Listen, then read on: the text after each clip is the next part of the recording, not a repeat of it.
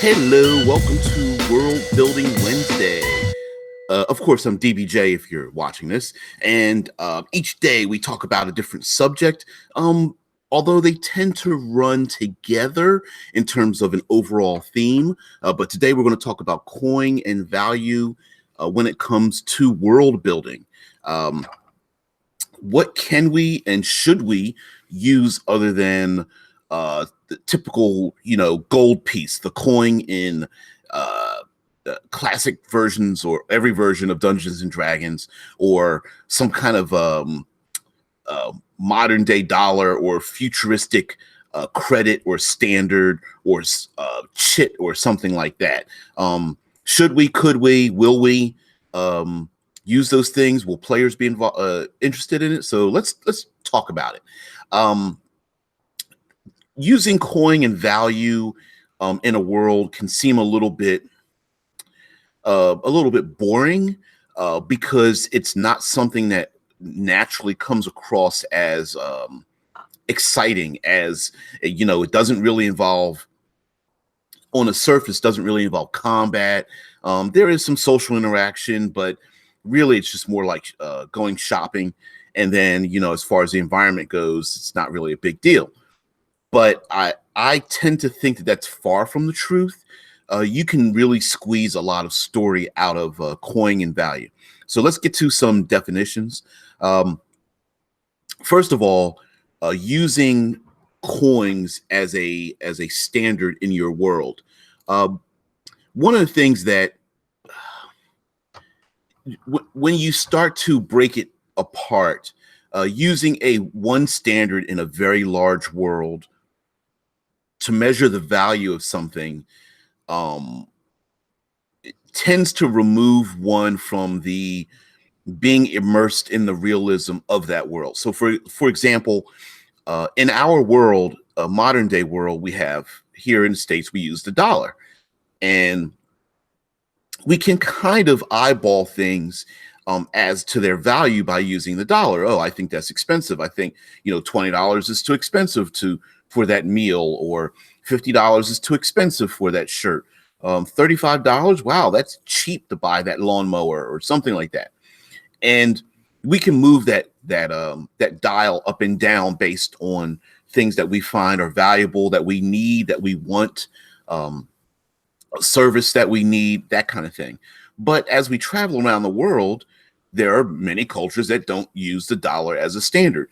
And although there may be people who understand what the dollar is and are able to translate it in their head, when people go on vacations to other parts of the world from leaving here from the States, they may have a hard time translating the value of one of our monetary system into another monetary system. So a good way to really immerse your players into your world is that other places don't use the same monetary system. They may have their own coins. They may call them something different, and it may have its own value. For example, you may have in a medieval world, you may have an elven land, and they don't use gold as their standard. They use silver, and the importance they put on the silver may not equal the value of the gold. But there are other things too. For example, using different names for your coins. Yes, as a trading language, just using the term gold piece or silver piece or a copper piece or something like that probably would be used just because it's a very common parlance, common term, or twist of words that everyone can relate to. So, for example, in our world, just using the dollar makes sense, whereas in another country they use the pound or the lira, or you could use the ducat or the ducat. In the hood they used to call it, and things like that, the yen, whatever. And by having different values, it forces the player characters to have to kind of think outside the box to come up with the value of one thing or another. Also, having names for them. So, for example, if you have tying it into your world. So, for example, if you have nobles, maybe instead of it's not called the gold piece, it's called the gold crown. Instead of a copper piece, it's called the copper pence, or the copper stone, or something of that nature, where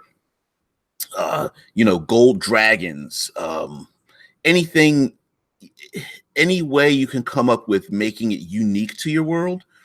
Um, as far as the language is used, and it can be changed by region as well. So, for example, in one country, they call it a copper dragon.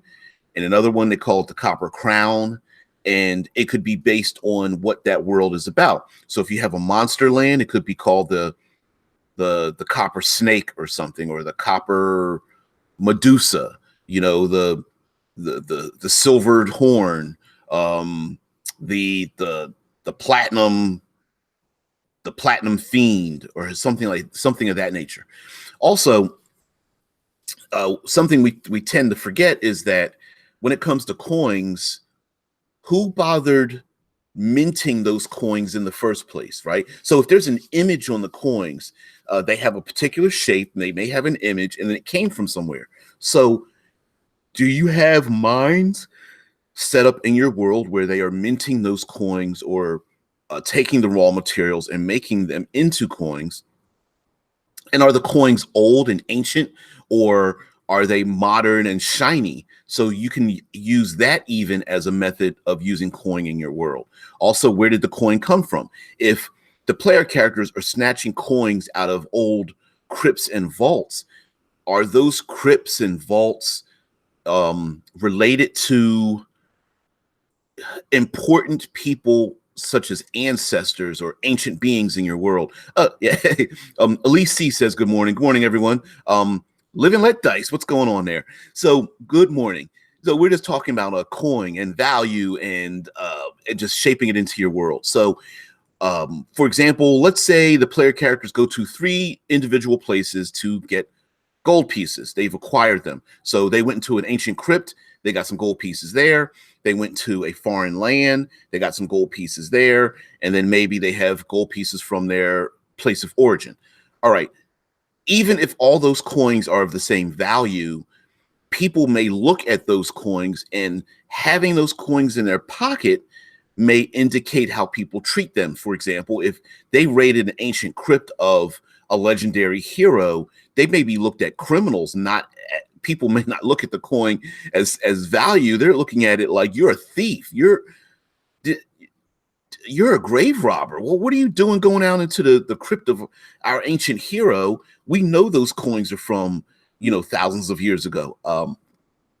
Also, there may be sages, or treasure hunters, or criminals who want to obtain those specific coins. So maybe the player characters uncovered sunken treasure, and there are criminals who want to take possession of it because A, they know that anyone that possesses it must have stolen it, and B, that the authorities will not go after or persecute any, one criminal going after another, because they can just all kill themselves. Also, if let's say a royal family lost their treasure when a ship sank, and the player characters go down and they pick up the treasure, well, guess what? That treasure they may have claims to that. Like, you can't just walk around and start spending our hard-earned coin that went down in a ship 5 generations ago, and it belongs to us. Morning, Des, or only one Des. Yes.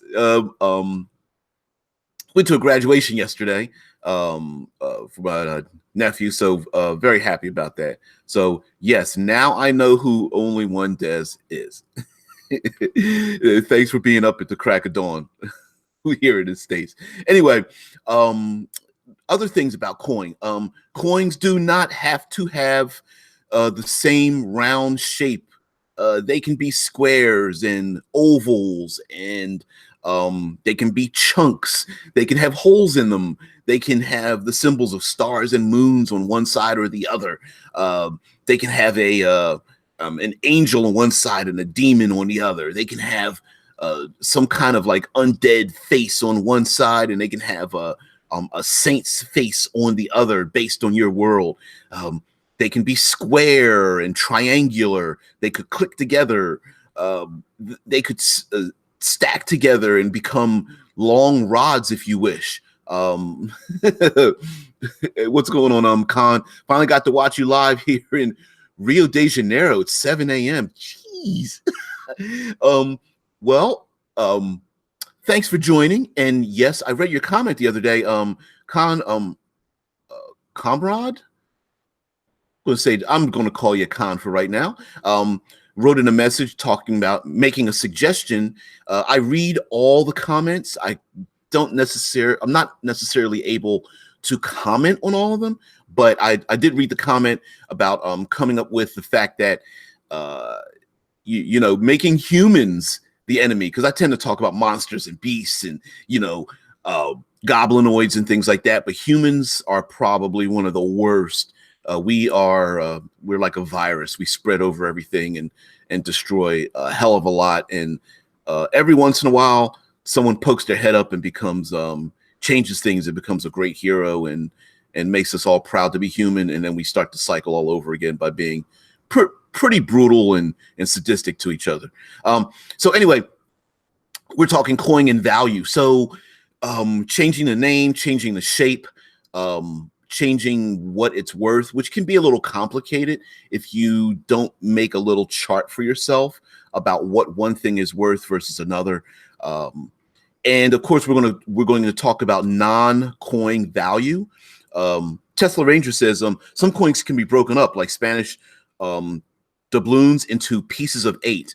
Yes. So, for example, you could have coins that are like pie pieces, and maybe those pie pieces click together, so it looks like a pizza pie or an actual baked pie. Pie. I had apple pie yesterday. Anyway, those coins can click together, and so let's say there's 8 pieces, so they can become pieces of 8. And instead of having copper pieces, maybe the gold coin is broken into pieces, and those pieces represent a lesser value of one gold coin. So a meal may cost you 2 pieces, and so you have a pouch of pieces, and then those pieces can then come together into one coin. It also could lead to it's a way of describing the culture of the people in your world. So, for example, let's say classic Dungeons and Dragons. Maybe the dwarves have pieces that are hey, Full Metal State. Good morning. Maybe the dwarves have pieces that are like blocks, and they click together like blocks, whereas the elves have more of a filigree, a mesh, almost like vines, and instead of them clicking together, they fit together like your fingers fit together, but they're like leaves and vines and roots that come together into one coin. And by just pulling on them, maybe they pull into 3 or 4 or 5 pieces, and they separate. So you may have like the elven leaf, the elven root, the elven branches, and so those 3 pieces are like 1/3 of a silver coin, and then they fit together. Whatever. So you get the point. But there are plenty of things that have value beyond coin, right? Property, skills, chickens, salt, spices, all those kind of things. And so therefore, especially when people leave very heavily populated, civilized areas, there has to be something that is known of value. In a desert, water may be of far more value, or something that can hold and retain water may be far more valuable than a gold coin, which will just weigh you down and is not exactly a smart thing to carry around with you in a giant backpack while you're trudging through the desert. Also, there may be things such as some things may be far more plentiful. For example, in the Underdark, in the subterranean world, they may use coin to deal with people in the surface world, but underground maybe there's gemstones. Or I once read a thread where they talked about candles being used as a standard of monetary measurement, because in a previous video I talked about how dark vision is not a good substitute for bright light. It's just not. It's considered dim light, black and white, very hard to see. So there could be this value of wax candles, even though there may be places in the Underdark where there's like glowing fungus or lichen on the walls. So, but when you have things like spices and salts and things, only one Des says player character's soul could have some value. Hey, in the role-playing game Wraith the Oblivion, made by White Wolf Games, about to say Wizards of the Coast. In White Wolf Games, there was the Oboli, or Oboli, if you want to pronounce it that way. And Oboli was created from souls that were run through machines in a foundry, and their souls were pounded into coins. And each coin had the face, and I imagined having the moving face of a tortured soul. And so the people that were dead used these soul coins, these oboli, as value when you played a ghost, or actually what's known as a wraith, a person who has not crossed over into oblivion or transcended and ascended into what essentially would be heaven. And so you can have a coin, you can have coins that are the value of souls, especially if you're going to do like planar travel, and those things could be traded in the open market. Art is an interesting thing of value to explore, and Live and Let Die says, Live and Let Dice says art is an interesting thing of value to explore. I think it's underutilized. Painting, sculptures, even songs and stories, fashion. I think those things are underutilized in a lot of role-playing games. And so they could absolutely have plenty of value.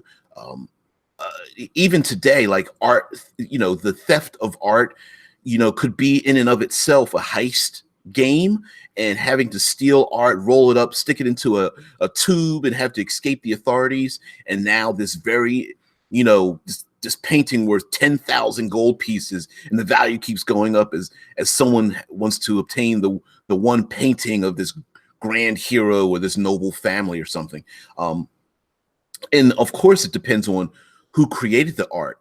If there are small statuettes, if there is jewels and gemstones, jewelry, raw materials. So a raw diamond has a different value than a cut diamond, and that a cut diamond has a different value than one placed into a piece of jewelry. And just to let you guys know, diamonds really had no value until very recent in modern history, I believe in the 50s.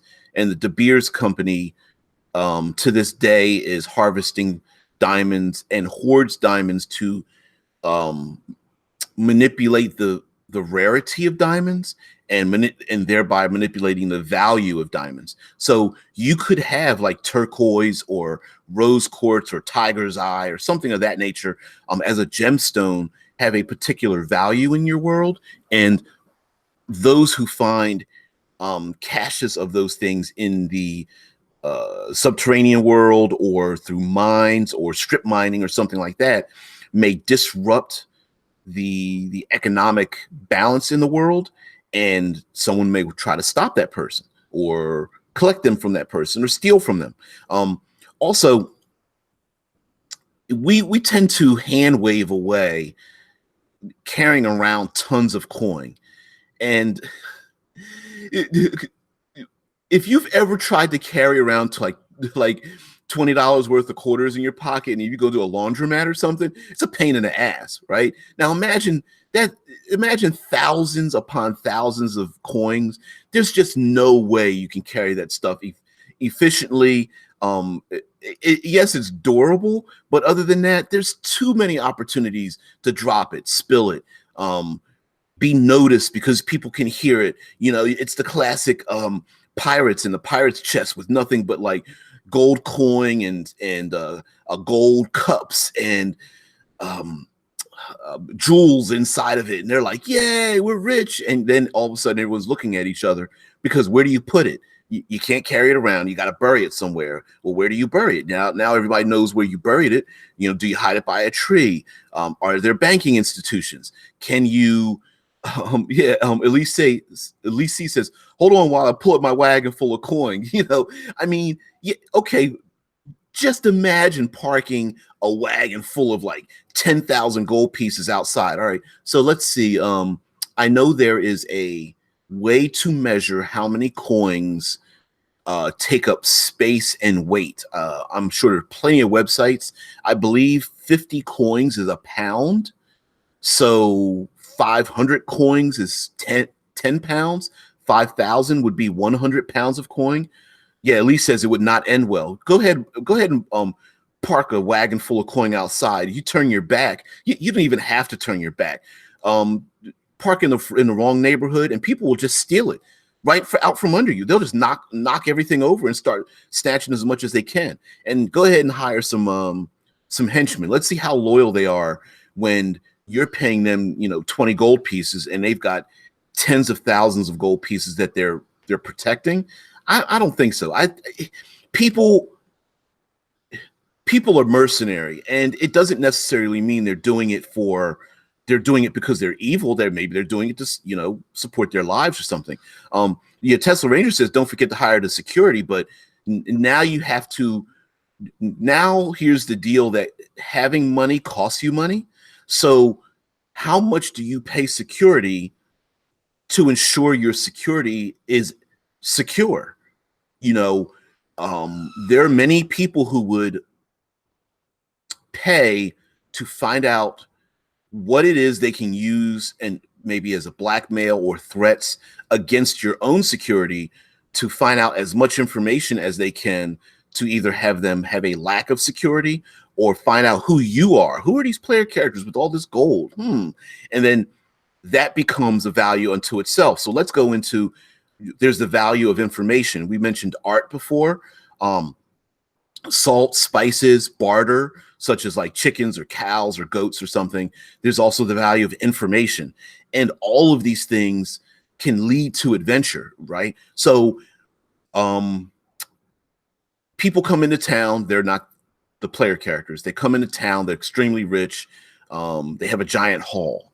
Now, how valuable is it to find out who these people are, where they came from, how much money do they have, etc. Only One Dead says cast a spell on the coins to protect them. Sure. But then that becomes a problem unto itself, right? Are there spells that last 24 hours or longer? Sure. But now you're expending your energy to protect something, and if it has an hourly duration, now you're not taking your short and long rest because you're paranoid about someone stealing your gold. And so now you're going to have to make plans to go hide the gold or stick it somewhere, especially if you're someone who's stands out in the crowd. And if you're a spendthrift and you start throwing around a lot of coin, it's not going to matter how much gold you have stashed away. They're looking at you and wondering why you're throwing coin around. Tesla Ranger says more than about a chest of gold, and you'd be carrying around letters of credit or something, right? So in the world, are there like writs of exchange, letters of credit?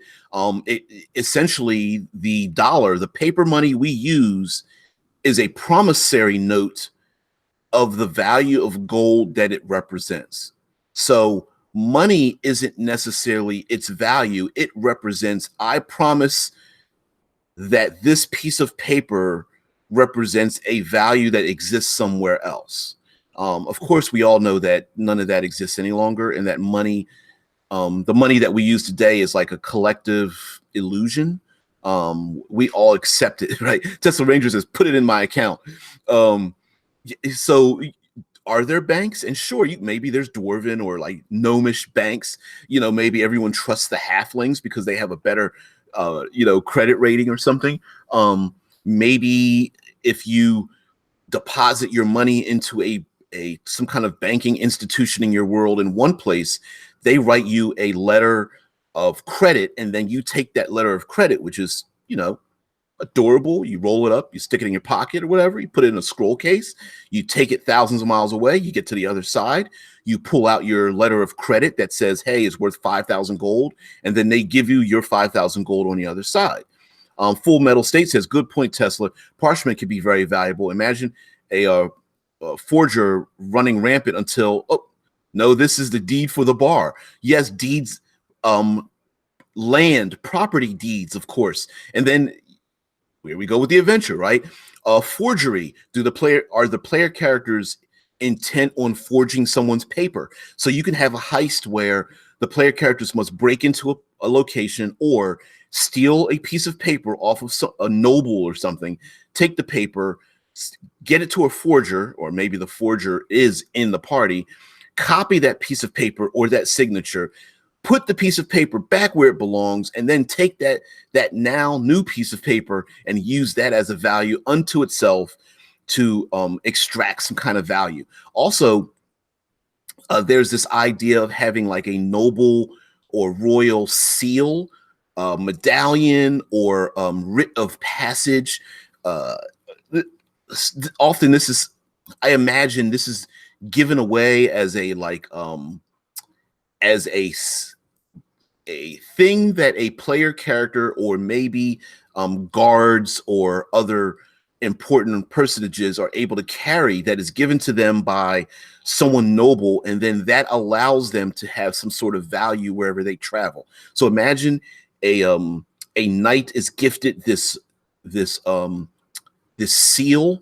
Maybe it has like a banner on it, or colors, or crest, family crest, and this allows them to have, say, free meals wherever they go, or to obtain a horse in a particular country, or gives them some sort of diplomatic, not necessarily diplomatic immunity, but a diplomatic pass to travel from place to place. It allows them to, it equates some sort of value wherever they go. And it may not be a literally like one-to-one value, like, oh, it's worth 5,000 gold, but it gives them permission to obtain value. For example, hey, I need a horse for myself and 3 for my companions. Here is my seal, my royal seal, and I'm showing it to you because I'm allowed to take this. If you want to get the value back of what I've taken, let them know that I showed you this seal or something. Now, of course, you have yourself your liars and your schemers and your con artists, but even that in and of itself, if one of those seals is stolen, let's say there's only 5 in existence, that could be very valuable too, because if you own one or you have one in your possession, maybe everyone just honors it, even if they know it's stolen. Maybe most people are just like, look, I'm not going to be the one to tell you no, because it's from, Queen Elsbeth or something. And the first thing they'll do is they'll come crashing down on me. No, I am not refusing this. Here, take the horses, take the food, take the livestock, whatever. There's also, excuse me, static electricity around here. Anyway, the thing is that handling the adventure comes into handling your goods, using goods and services, handling the coin. I know the one way to get under any player character's skin is to have them lose a coin for any reason. Having goblins steal their copper pieces, having the henchmen start, dwindling away their massive haul of coin they just, pulled from the dragon's hoard or something like that. Having a wagon wheel break on their way, into the city, and now they've got to figure out a way to replace the wheel as they've got 3 tons of coin with them. Only One Death says anything of value plus trap equals more revenue. Yeah. So coin could be used to lead plenty of people into a trap, right? What's the mob thing? Hey, if you commit a crime, you cannot start spending right away, because all you're doing is just putting a big giant target on your back. When anyone starts walking around and flashing a lot of money in modern day or in the future or whatever, that in and of itself puts a target on your back, which means that knowledge about you becomes valuable, and then even that becomes valuable. People will want to hang around you. They'll want to sell you things. All of a sudden, you have a whole bunch of family members coming out of the woodworks, and you're like, I don't have any tieflings or drow or dragonborn or Aasimar in my family, but hey, we've got a lot of people coming over, saying, hey, oh, hey, cuz, what's going on? And not everyone is in it to be conniving, right? There are plenty of religious organizations that say, listen, we need to feed the young. Can you please donate your money to our efforts? We have a hospice dealing with cackle fever or something. We really could use your funds. You've got extra, so can you really use your funds? We could really use your funds to help these people that are dying.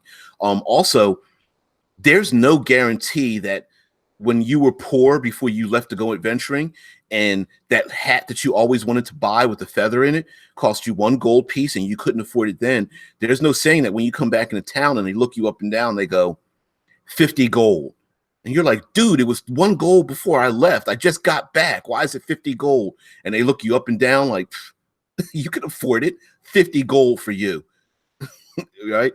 Only One Death says play Robin, stealing from the rich and giving to the poor.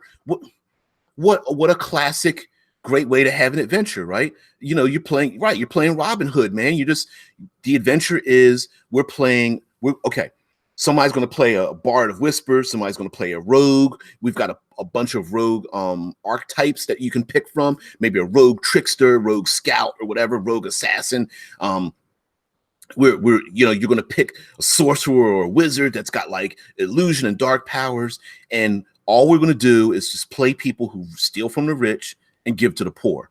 And how do we get that stuff? Is it locked away into a vault? Is it held underground? Is there a special map that person gets to it? Do they have a special cadre of individuals because their gold and values are hidden, and that cadre of individuals is sent out by the enemy to go collect some gemstones and some gold to bring it back to the king, and then the king then spends it from there. Also, what about the value of land and property?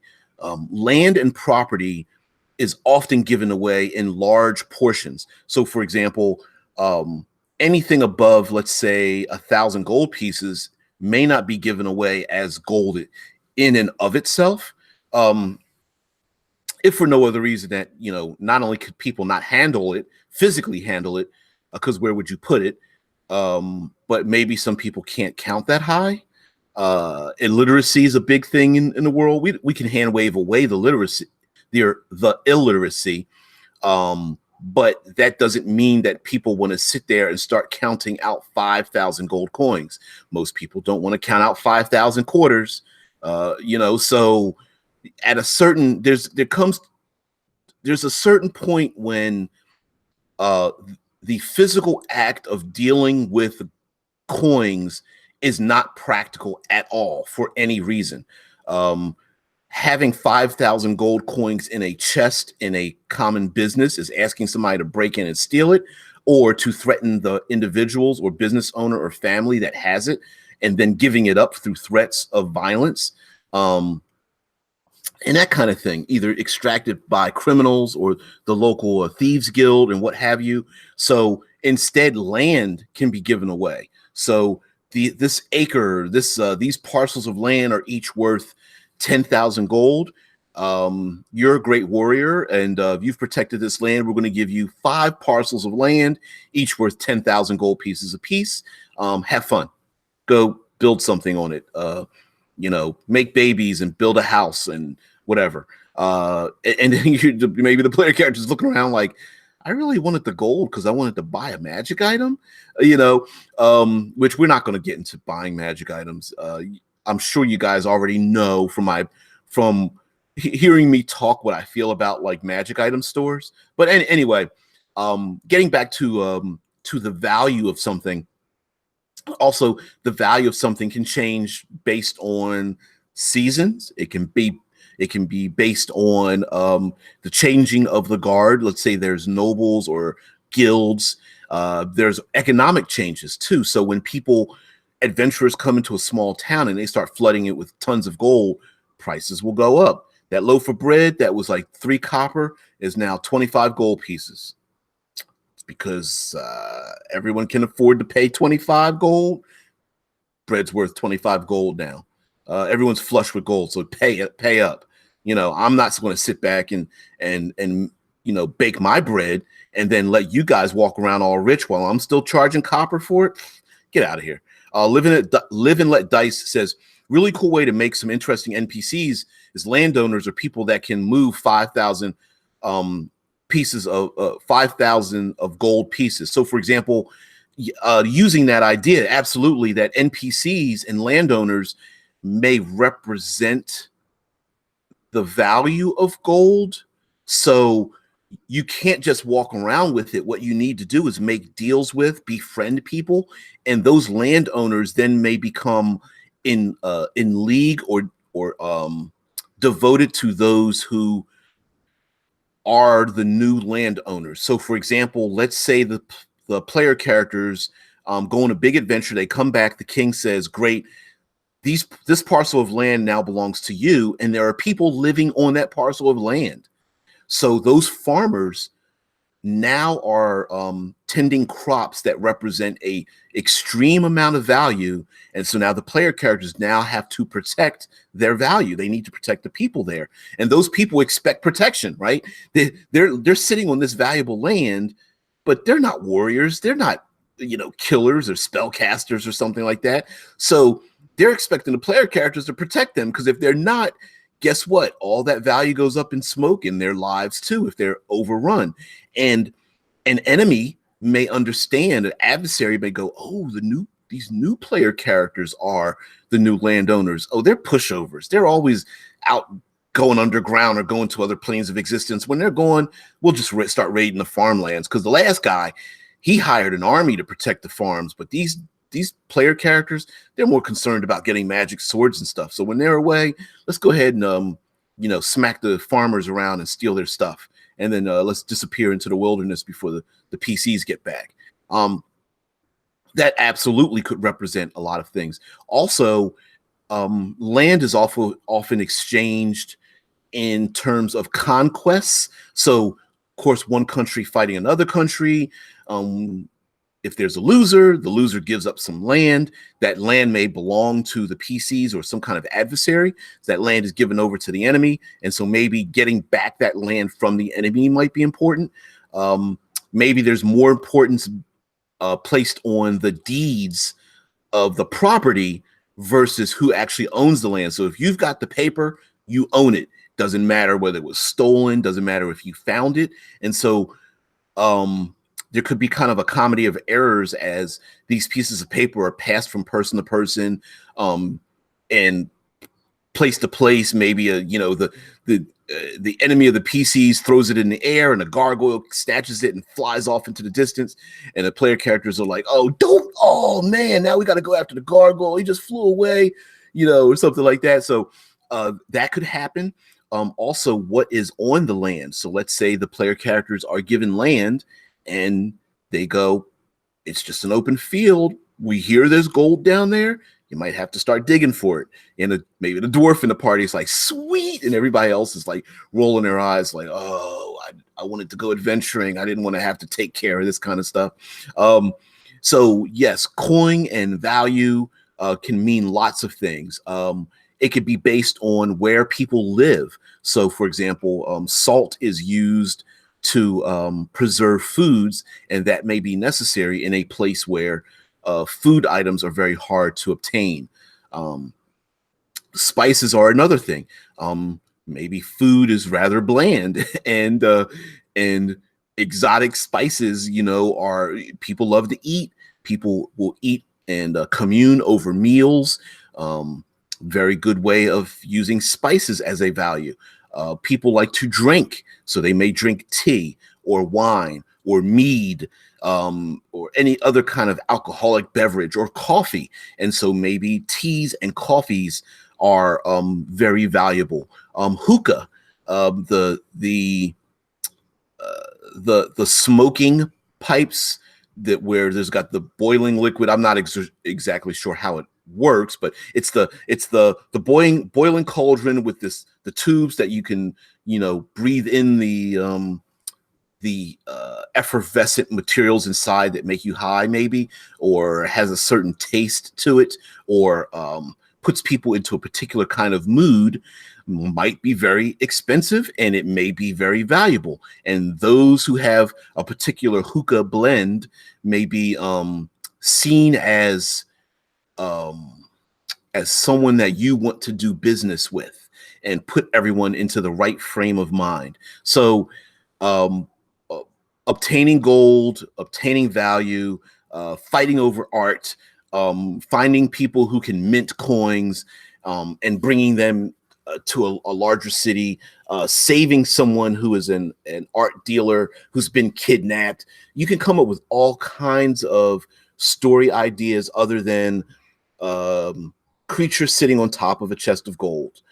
You can have, if a place, it if a specific location values themselves art, and we're trying to think, paintings, art, carvings, um, weavers, fashion, and those kind of things. Maybe those individuals are valuable because they represent history, they represent legacy, and their ability to transfer their knowledge onto others may be maybe extremely valuable as well. Blacksmiths, carpenters, they may be valuable, and those guilds may have a certain type of value. So the individual themselves um, have a certain value. And so when the weather gets bad, maybe the carpenter or the blacksmith or whoever is the stonemasons are needed to maintain the stability of the environment. So they need their homes built. They need to survive the winter.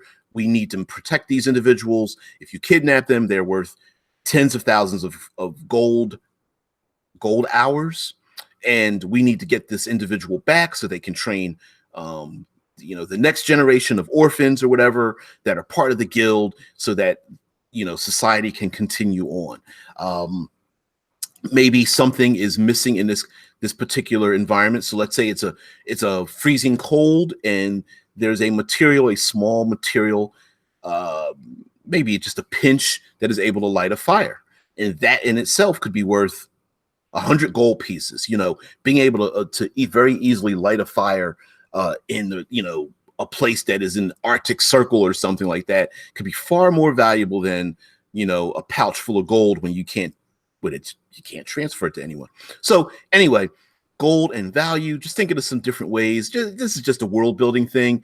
You can have adventures around it, and just thought I'd talk about it a little bit. I've done videos about this before, but I thought I'd bring it back up again. As I've been writing for Critical Hit, doing the cinematic environments, one of the books that's coming up is going to be called Cityscapes.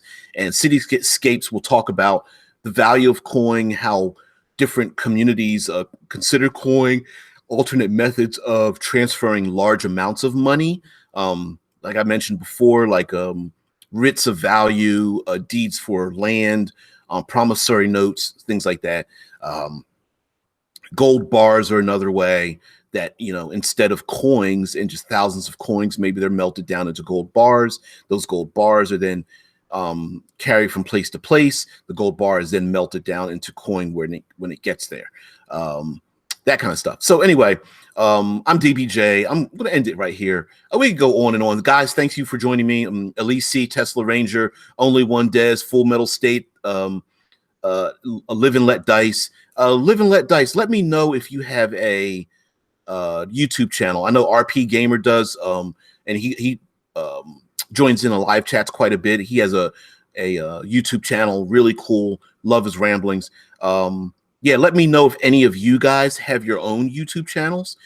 Maybe one day we'll hook up on a panel or whatever. We can get to see you and that kind of thing. So anyway, I'm DBJ. I'm out. You guys have a very good day. I'm going to do my little commercial break on the end here and sign out. So yes, again, I'm DBJ, Dave Brian Jackson, contributing writer to Critical Hit Publishing. I write the cinematic environments alongside Alex and Rob. We will be coming out with Vast Plains. That'll be our next release in the cinematic environments. We also did a release for Nerdarchy for their Patreon reward.